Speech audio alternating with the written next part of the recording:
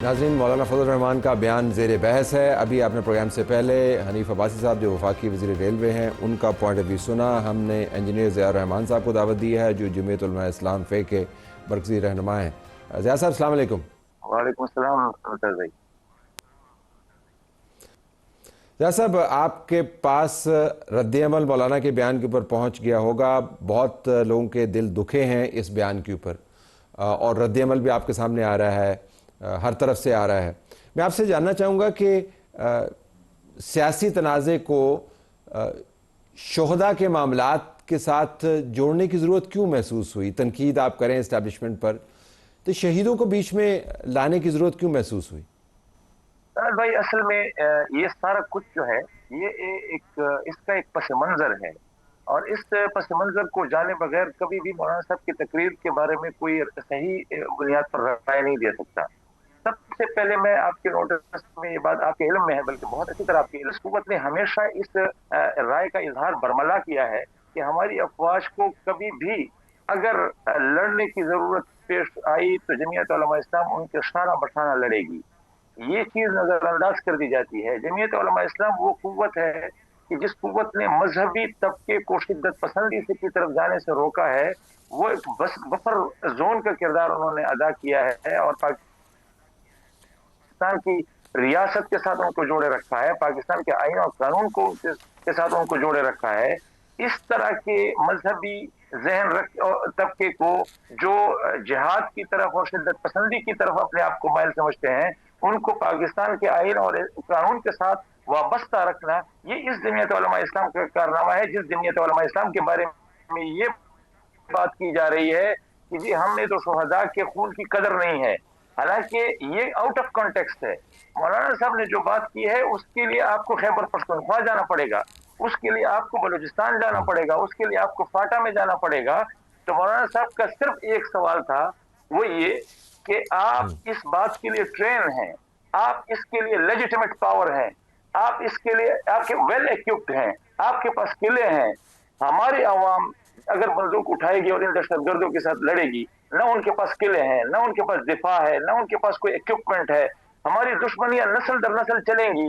इस बात को अगर मैं इतना बड़ा इशू बना दिया गया कि हमारी सारी पीछे की तारीफ को नजरअंदाज कर दिया गया। दो जी बिल्कुल ठीक है, कथा कलामी आपका पॉइंट ऑफ व्यू समझा। एक तो ये कि आप खुद चूंकि खैबर पख्तूनख्वा के हालात से बखूबी वाकिफ़ हैं, मुझे न बताने की ज़रूरत है, आपका ताल्लुक़ किसी सरजमीन से है, आप जानते हैं वहाँ पे हालात क्या हैं।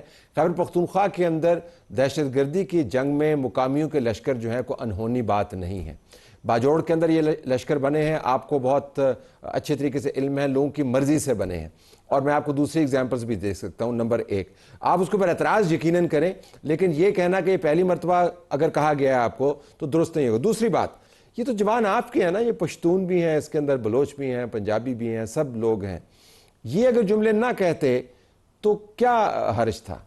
तरल भाई, पहली बात तो ये है कि आपकी बात बिल्कुल ठीक है कि पहले भी लश्कर बने हैं। आप मुझसे बहुत सीनियर हैं और मैं एक तालिब इल्म हूं। मैं आपके सामने अगर ये बात करूंगा तो अच्छा नहीं लगूंगा, लेकिन आपने सहाफत के पेशे को बाय चॉइस ऑप्ट किया है।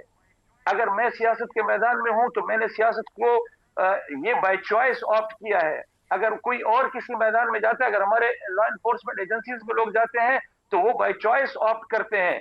और आज तक आपने क्या, आपके सहाफत के लोगों ने क्या सच बोलने के पादाश में शहादतें नहीं झेली? क्या हम सियासी लोग जो है, सियासी कारकुन, मैंने एक जमीयत उलमा इस्लाम के पार्टी के तौर पर 100 लाशें एक दिन में उठाई हैं, शहादतें। हमारे बलूचिस्तान से लेकर फाटा तक और खैबर पख्तूनख्वा तक हमने इस कौम के लिए जो शहादतें दी हैं, सिर्फ इस एक बुनियाद पर कि हमने कहा कि जी रियासत पाकिस्तान के साथ, उसके जोग्राफिए के साथ, उसके नजरिए के साथ और उसके आईन और कानून पर कोई कंप्रोमाइज नहीं होगा। ये आपका पॉइंट ऑफ व्यू है ज़िया साहब, बसद एहतराम। तो फिर इसका मतलब निशान हैदर भी नहीं होना चाहिए ना, तो विक्टोरिया क्रॉस भी नहीं होना चाहिए। और फिर और शरिया के अंदर शहीद का जो दर्जा मुतय्यन किया गया है, मैं तो तिफल मकतब भी नहीं हूँ शरी मामलात के अंदर, आप लोग गाइड करते हैं। वो दर्जात हैं, वो फिर तयशुदा दर्जात हैं। वो ना दीनी उलमा के लिए हैं, ना सहाफ़ियों के लिए हैं, ना इंजीनियर्स के लिए हैं, ना डॉक्टर्स के लिए हैं, वो अफवाज के लिए हैं। तो फिर ये फिर सारा कुछ नहीं होना चाहिए ना, वो तो है। देखिए तलत भाई, ये तो लाजमी बात है कि हम शहीद की शहादत और उसकी अजमत का इनकार तो कभी ना पाकिस्तान में जमीयत उलमा ने, न किसी ने भी नहीं किया।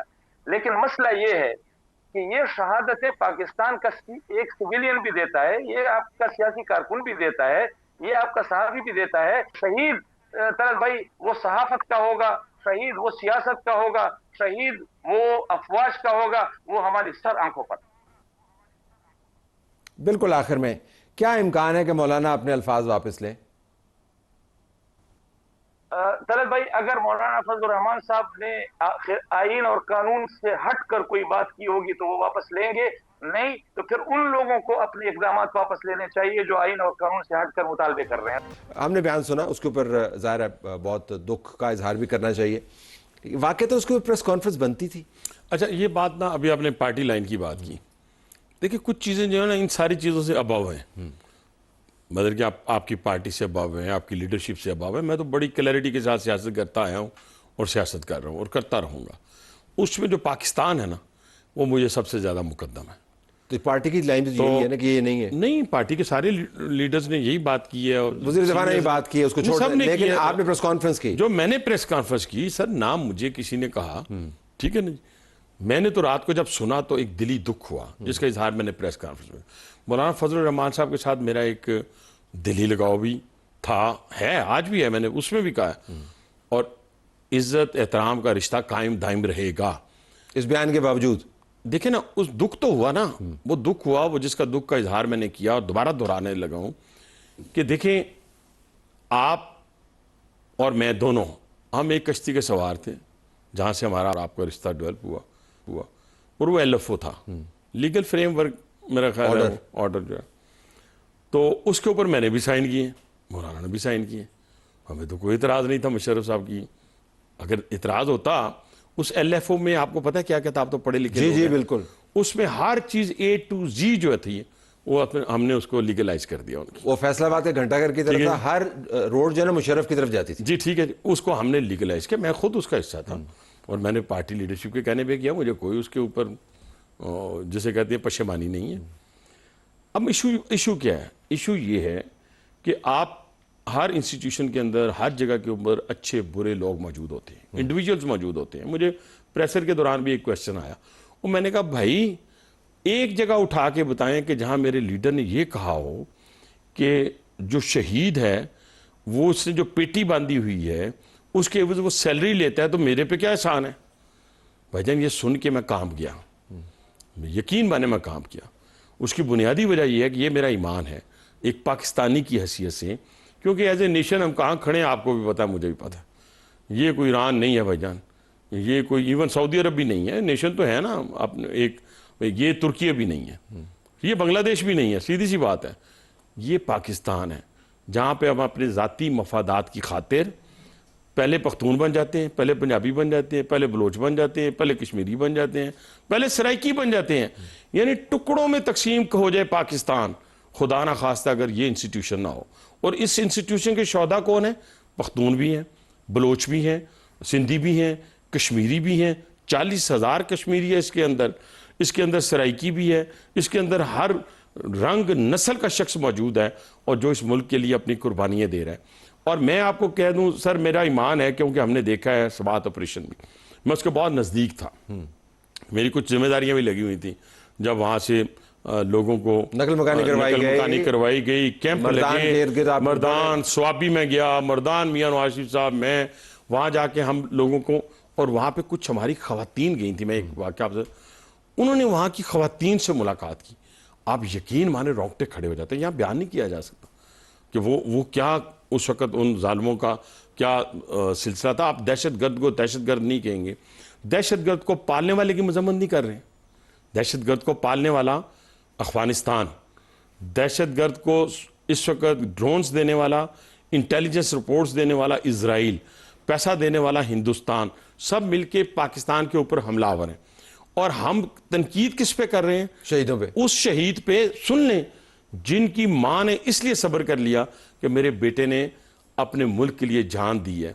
उसकी बेवा ने इसलिए सब्र कर लिया कि उसने कहा कि बेवगी कबूल है, मैं बेवा होना कबूल करती हूं, इसलिए अपने 2 साल के बच्चे को, किसी का 3 माह का बच्चा, किसी का 4 साल का, 36 साल के तो बच्चे हैं और कितने शीजवान हैं। मैं हो सकता है मेडिकली फिट ना हो सकता, कोई और हमारे बहुत सारे लोग रो रहे होते हैं जब पीएमए से या किसी से रिजेक्ट होते हैं तो वो हमारे पास आते हैं, हालांकि हम तो कुछ भी नहीं कर मेरे सकते। सवाल है भाई